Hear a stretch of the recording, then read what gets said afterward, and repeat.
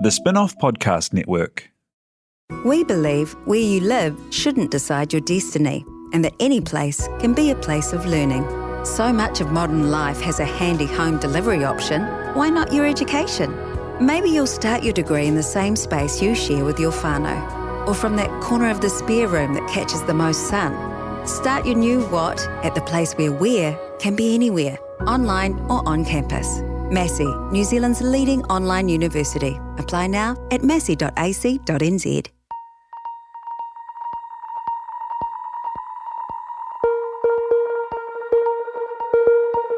Ki te kahore he whakakitenga ka ngaro te iwi.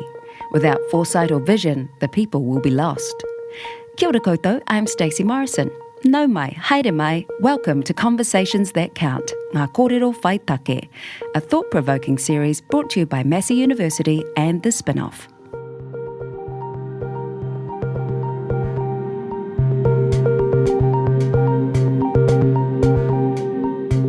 For the first episode of our second season, I'm joined by Dr. Julia de Bres from Massey University and Te Ahi Wi-Hongi from Minorities Aotearoa for a kōrero about inclusivity in language. We'll be looking especially at the ways in which our languaging is changing and evolving around things like gender and sexuality, and how better considering or incorporating te reo and mātauranga Māori can help us make further progress in these areas. Julia is a sociolinguist and a senior lecturer in linguistics at Massey's School of Humanities, Media and Creative Communication. She's also on the board of the Inside Out youth charity and currently works in the area of language and gender diversity, particularly in our rainbow communities. Te Ahi is a diversity and inclusion specialist, a human rights advocate and a health promoter, and has worked as the National Coordinator of Gender Minorities Aotearoa since 2014.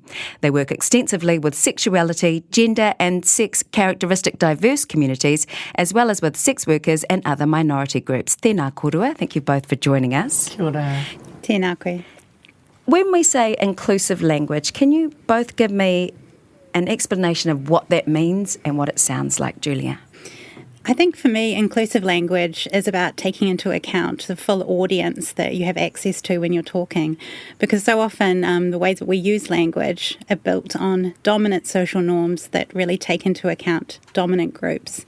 And using inclusive language is explicitly recognising that there is so much more diversity within that group and making sure that we explicitly signal that via the ways that we use language as a form of showing respect to the diversity of the people that we're speaking to.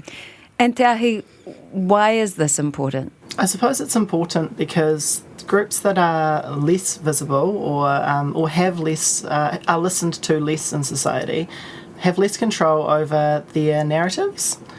The way that stigma and discrimination are formulated, or like how they come about, I think, rest a lot on language, how we talk about people, how we communicate ideas about people, and the things that we consciously and unconsciously communicate when we're using language. So I think that using language that respects and enhances the mana and upholds all of the people, it's really important for changing the ways that we think about different groups of people.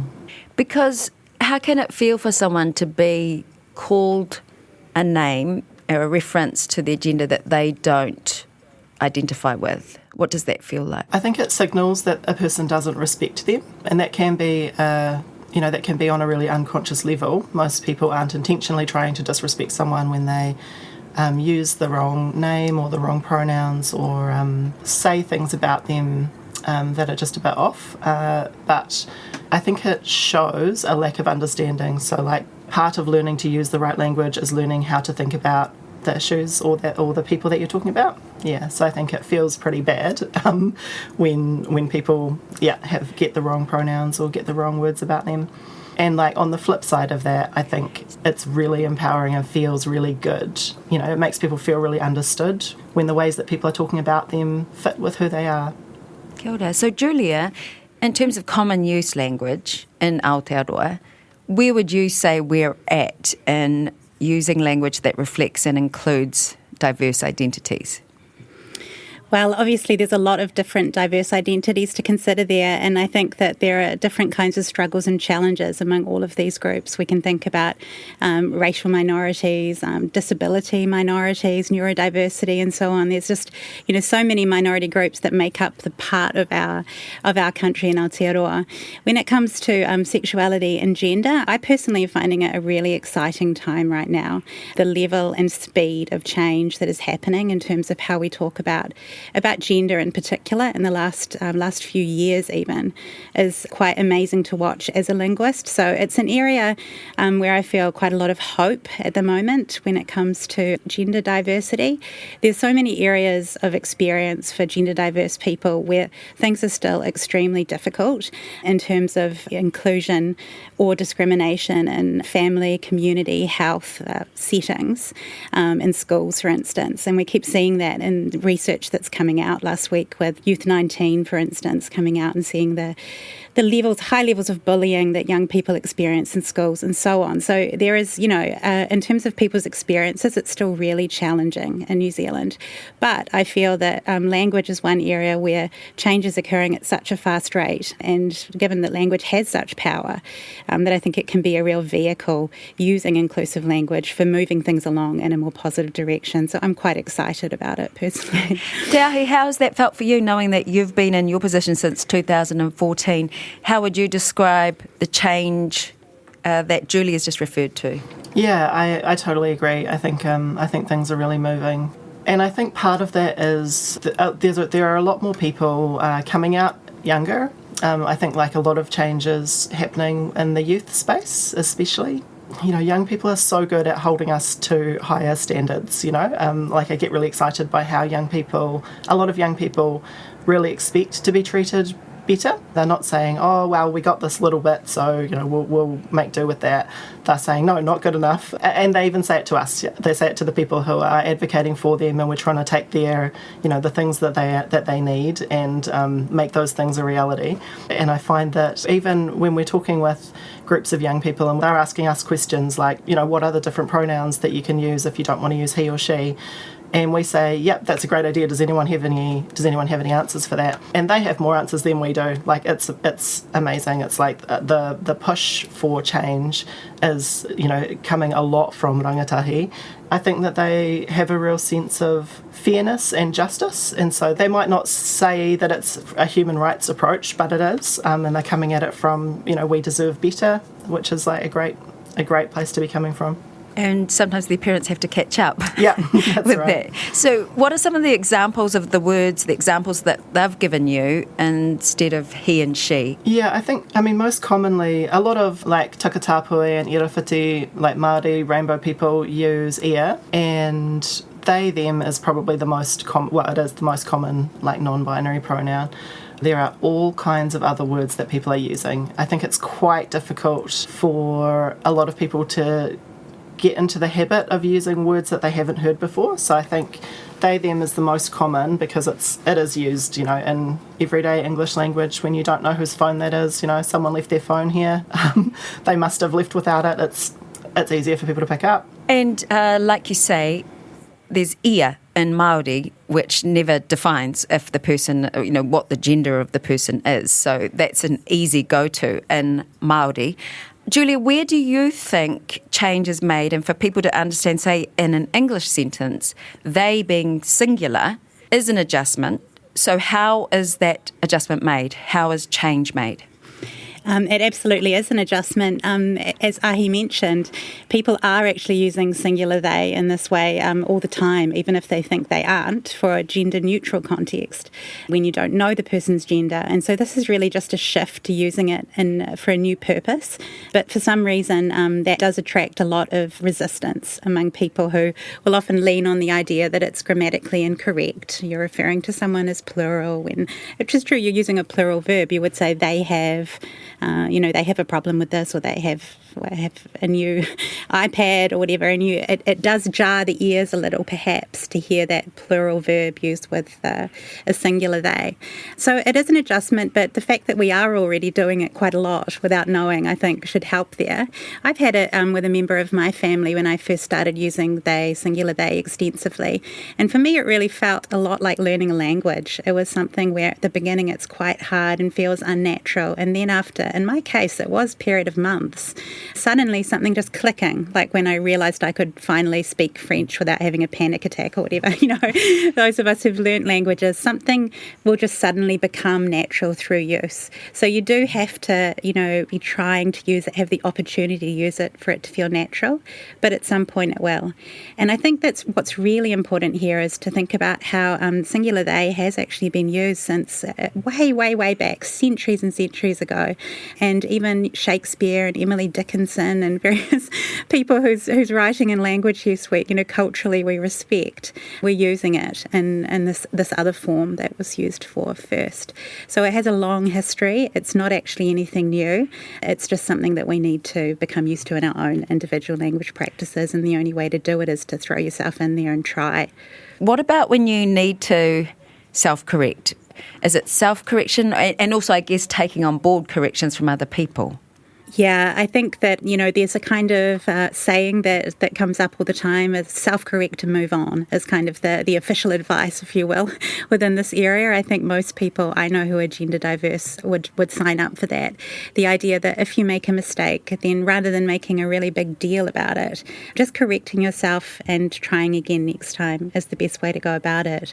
Because if you make a really big deal about apologising and explaining what you did wrong and I'm so sorry and all of that, then the person you're talking to gets put in a position of having to reassure you that it's okay, it's fine, you got my pronoun wrong again. It's exhausting and puts a lot of pressure on the person, to reassure you that you're doing an okay job when actually you were the one that, that made the mistake. So quick corrections on the fly seems to be what I've heard is the most useful, but there may be different opinions on that, obviously. Te Ahi, you were talking about how young people are seeming to be able to come out more easily. And then I noticed, like, say, on social media, people might put their preferred pronouns on there to say, this is how I like to be addressed. How else can people, and do people, express how they'd like to be referred to? There's a kind of interesting thing happening at the moment, which is a lot of people introducing themselves with their pronouns. We at Gender Minorities, we don't tend to do that because it kind of puts people on the spot a bit sometimes. Some people really like it. I've met young people who have come up to me and said, hi, this is my name and this is my sexuality and my gender, and I think, oh gosh, okay, like that's, okay, I would usually say where I'm from, but that's me. Yeah, but I think that online it's simple because people can write it into their email signatures or they can put it onto their social media or that sort of thing, and I think that probably that the rise of using the internet or in particular social media has probably had a major influence on how much people are connecting with other trans people. I can really only speak to trans stuff, but I imagine it's the same across the rainbow. Like, people are connecting more easily with others. Yeah, and so a lot of the discussions about it are happening online. I think in person it's conversations, it's the old-fashioned kōrero face-to-face, and I suppose that's where quite often it's a big discussion about lots of factors around it, and then language is just a little part of how that goes. Julia, what difference does that make when, say, if I say on my profile that my pronouns are ia or she, what does that do environmentally to language and our expectation and our understanding of inclusivity in language? Well, I think that doing things like putting your pronouns in your email signature on Zoom and so on, it is fundamentally, it's highly symbolic. That doesn't mean that it's not important. It's a little bit like the increasing use of te reo Māori on the radio. Even if people aren't telling the whole news report in Māori on Radio New Zealand, the fact that they introduce their reports using words from te reo has a really strong impact, and people respond to that, positively or negatively, as we know. And so it's an attitudinal signal fundamentally. So people who may be cisgender and not be using a pronoun to reflect a trans identity, if they declare their pronouns in this way, I think what it conveys, and people will again have different reactions to it, but is a sense that this person is a safe person for me to share my personal gender identity with, and I can expect that to be respected. So it's very symbolic in that regard for people who are cisgender. For people who are trans or gender diverse, then obviously it's about conveying something important about who they are. And I think it sends other signals too, the fact that you might think, oh, it's not necessary because I look a certain way, people will know what gender I am. But it breaks down this idea that just by looking at someone, you can know how they identify in terms of gender. So there's a lot of ideas behind it. And that's so much the case with inclusivity in language. In the end, words are just words. It's a bunch of letters and vowels and consonants. And what's really important is the connotations around them. So these symbolic moves, I think, are in fact hugely impactful. So like you say, Te Ahi, it's about whether you're enhancing the mana and recognising the mana of that person and what they want. A young rangatahi in my whānau actually said, well, gender reveals shouldn't really happen while the baby's still in the womb because maybe I'll reveal my gender later. Yeah. I think that's a common sentiment because you can't imagine that who someone's going to be. We know that at least 1% of the population identify as transgender, so there's at least 50,000 people in Aotearoa who are trans. Whether or not they're out is another story, but we've got pretty clear, consistent research showing that it's at least 1%. So I guess that when people do decide what gender they think a person is going to be, they're wrong at least 1% of the time. And that's not even taking into account intersex people, who are also, research shows about 1.7%. And of course, most of them don't identify as trans, and many of them don't use a different pronoun, or just, they are the gender that they were assigned at birth. But it used to be very hidden and people didn't talk about it. And it's only, in the last 30 years that it started to kind of started to be something that people know about. And so, 1.7% is as common as red hair. It puts into perspective just how many people might be in Aotearoa now who have different gender or sex characteristics or stuff happening around that area that we've made wrong assumptions about when people were born. Some of these things I've learnt about online, to be honest.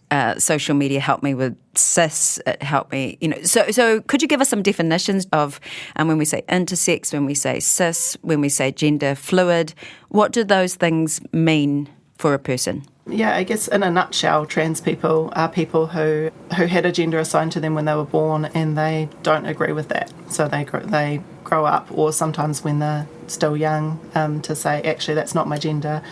And actually, interestingly, on that point, the Youth 19 study showed that a really high number of young people who identify as trans knew that they were trans before they were 14. So we know that, actually a lot of people know that when they're quite young. Not everyone, but a lot of people.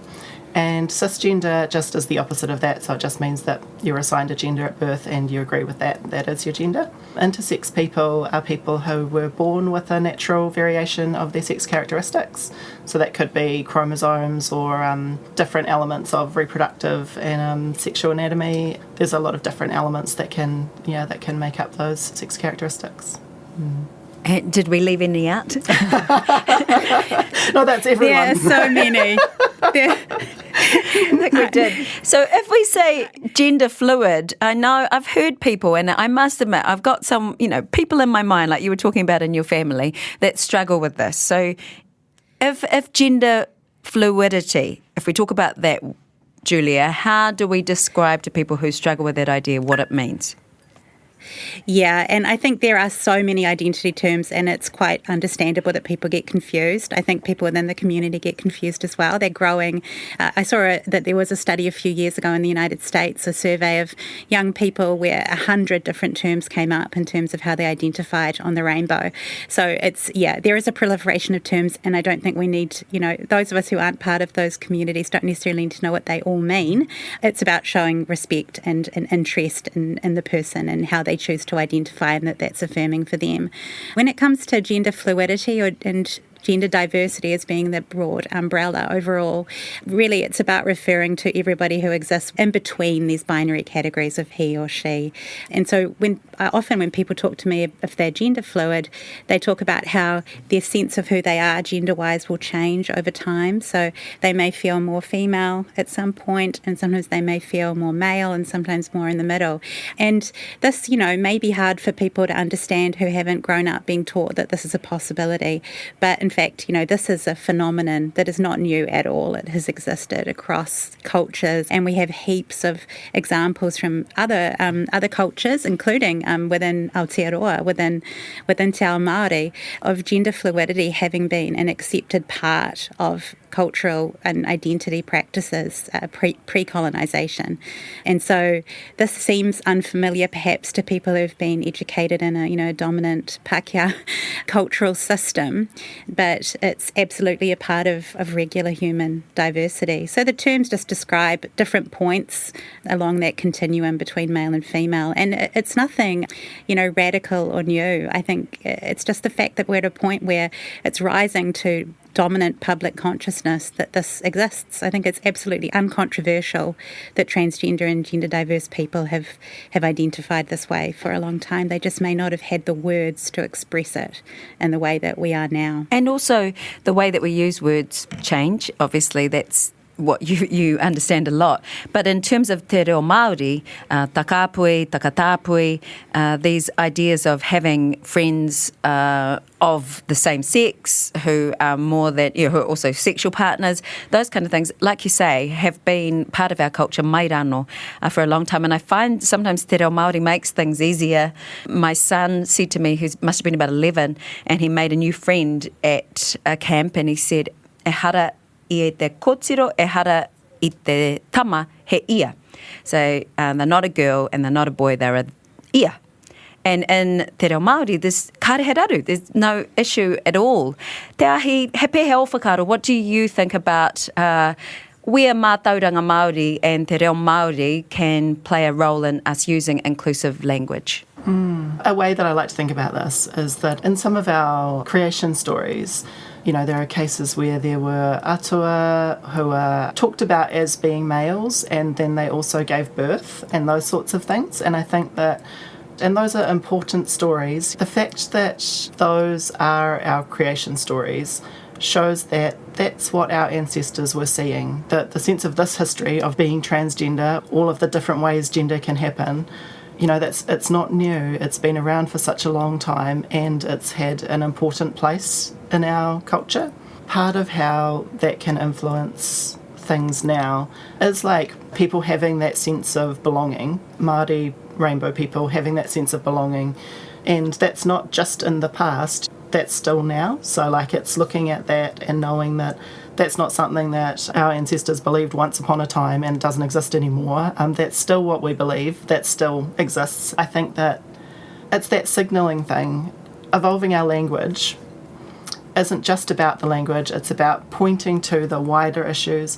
And I was thinking earlier when you were speaking, Julia, about using te reo Māori on the radio or on the road signs, on the place names and things, thinking about that relationship between tokenism and starting a conversation, because it's really like if things can just be token, but also sometimes things that are starting, they have to start somewhere. That gets people thinking about it. So it starts the development of that deeper understanding. Yeah, it creates that sort of fertility in the soil, te whenua haumako, and that people can actually talk about it and engage with it and know that it's part of who we are. Like you say, there are references, ancient references, that tell us that this is not new, it is not alien, it was actually not an issue in our culture. Julia, is that what you mean when you talk about decolonising language?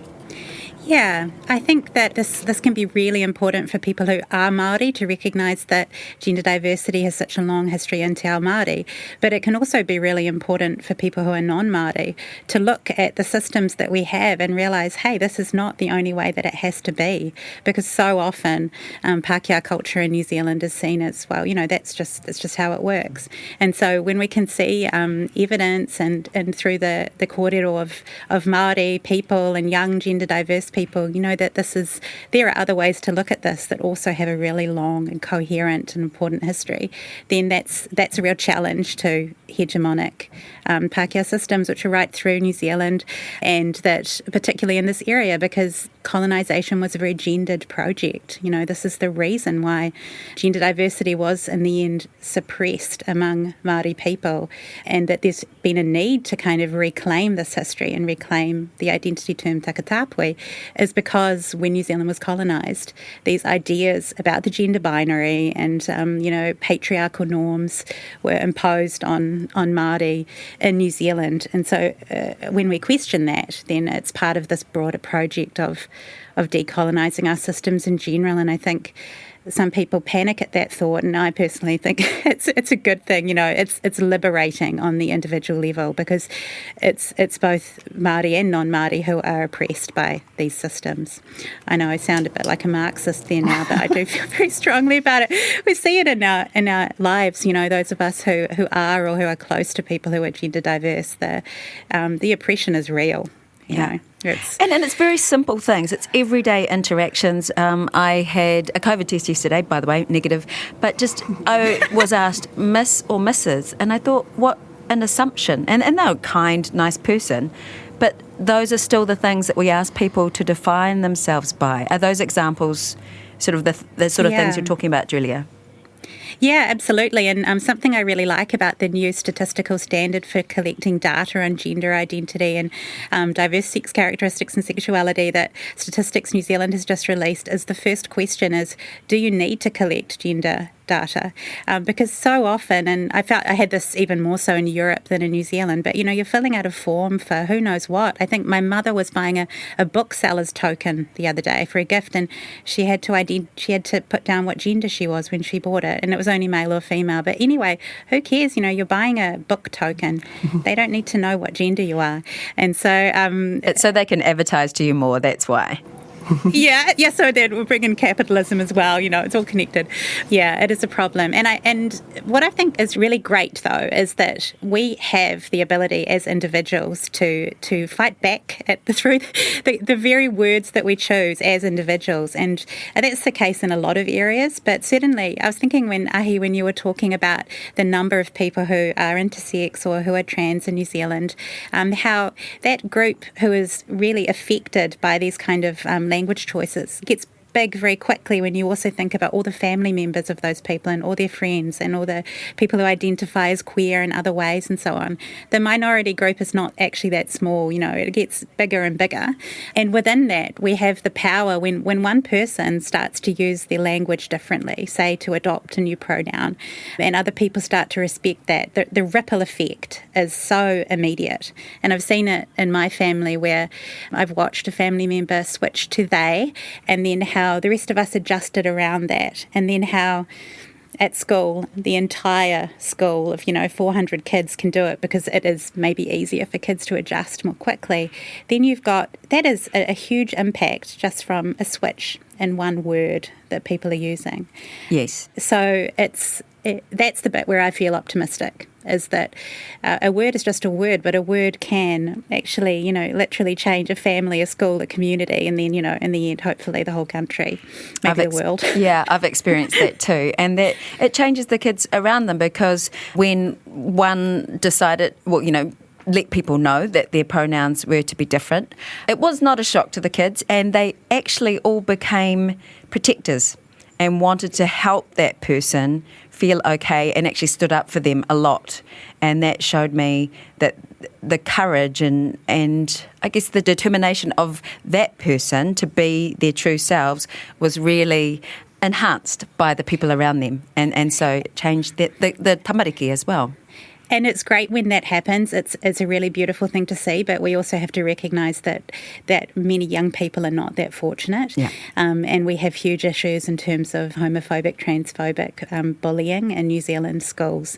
And this is, one of One of the big issues we really need to work on in Inside Out, where I'm on the board, is very focused on this too, around trying to create safer schools for our rainbow young people. Because if you can create that supportive bubble around them in the school, it's hugely impactful in terms of people's mental health. And we're not there in New Zealand yet. There are some parts of the country where it's, you might have more options in terms of supportive schools, but there's a lot where there's still work to be done. And there's a lot of demand for information and advice and training, so I think we're very much on the right track there, but we have to remember that all young people should have a right to have that level of respect and support from their communities, and it's not the case right now.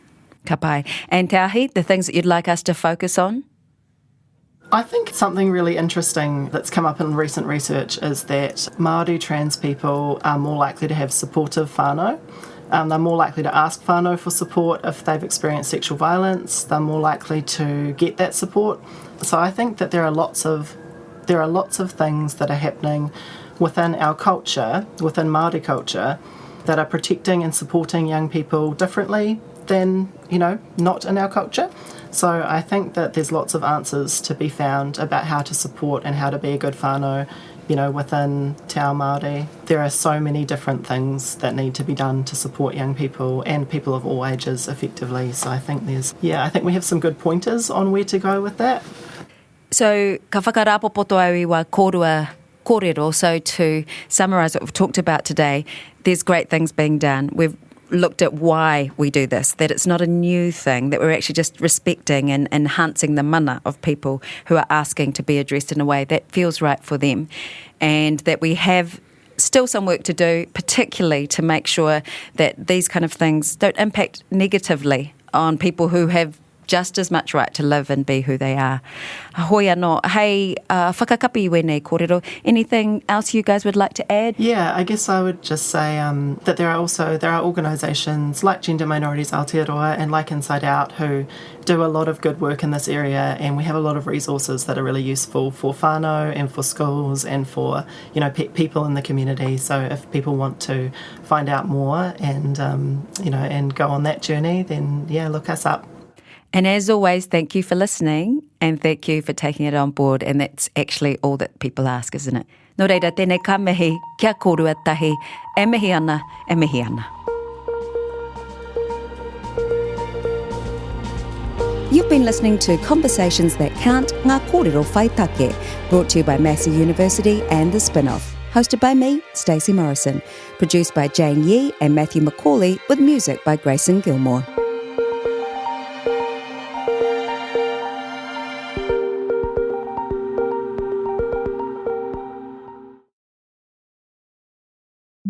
The Spin-Off Podcast Network.